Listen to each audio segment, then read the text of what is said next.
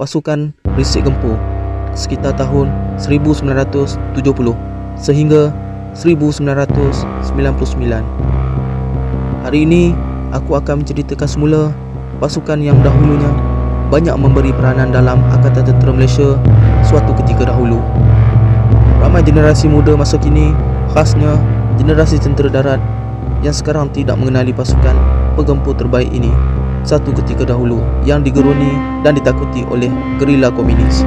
Tidak lain, tidak bukan, ialah Unit Combat Intelligence Squad atau dikenali sebagai Risik Gempur, dan mereka digelar sebagai Komando UCIS yang diasaskan oleh Regimen Askar Melayu Diraja dan Regimen Ranger Diraja.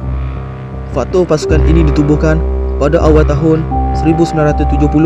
Ekoran pengganas komunis melakukan keganasan terhadap polis dan tentera serta penindasan orang awam termasuk penduduk orang asli dan kaum pribumi di Semenanjung Sarawak. Malah pasukan infanteri tidak dapat berbuat apa-apa ketika itu kerana mereka bertindak lebih pantas. Maka tentera darat telah menubuhkan pasukan Unit Combat Intelligence Squad atau dikenali sebagai Pelatun Risik Gempur bertindak sebagai risik, cari dan musnah. Mereka dilatih seperti latihan komando berbanding unit biasa. Pasukan tersebut dipecahkan kepada nama pelatun masing-masing, tidak mengira askar Melayu ataupun askar Ranger. Mereka bercampur, antaranya Tiger Platoon, Platoon Kilat dan Platoon Ngelaban, dan banyak nama pelatun UCIS tidak dicatatkan oleh mana-mana buku sejarah. Pegawai dan anggota yang dipilih berdasarkan kemahiran dan tahap mental dan fizikal mengikut pemilihan. Platoon UCIS telah dihantar untuk menjalani kursus khas dan sering dihantar ke kawasan-kawasan yang telah dirancang oleh Sunray. Unit pasukan itu jauh lagi ke dalam hutan di dalam lingkungan KTJ, sama ada pergerakan dengan berjalan kaki atau menaiki pesawat udara, helikopter nuri. Tugas membuat penjejakan, penggeledahan, serdap, ronda kawasan sehingga tempoh operasi nak tamat. Barulah Platoon UCIS ini dikeluarkan. Contohnya Op Gube.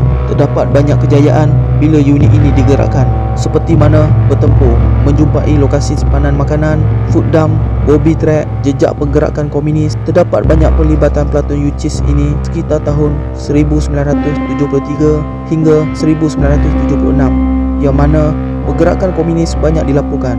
Mereka yang telah terlibat sama ada pegawai dan anggota ketika itu telah pun banyak berjasa dan berjuang, mempamerkan satu kebanggaan kepada Platoon UCIS untuk pasukan mereka suatu ketika dahulu. Tidak dapat dilupakan, ini adalah senarai operasi yang pernah mereka lalui.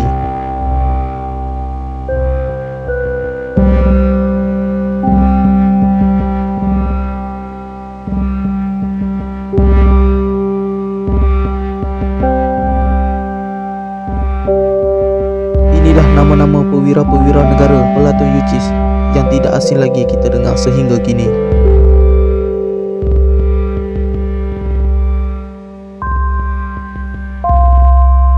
Kita semua sebagai rakyat Malaysia berhutang budi dengan mereka kerana tanpa mereka yang menjadi barisan hadapan menentang musuh komunis, sudah tentu kita tidak dapat mengecapi keamanan yang ada sekarang. Terima kasih perwira-perwira kami. Jasamu akan kami kenang sepanjang zaman. Untuk orang yang baru di channel aku, sila tekan butang subscribe dan loceng untuk notification bila kami ada keluarkan video-video baru. Assalamualaikum.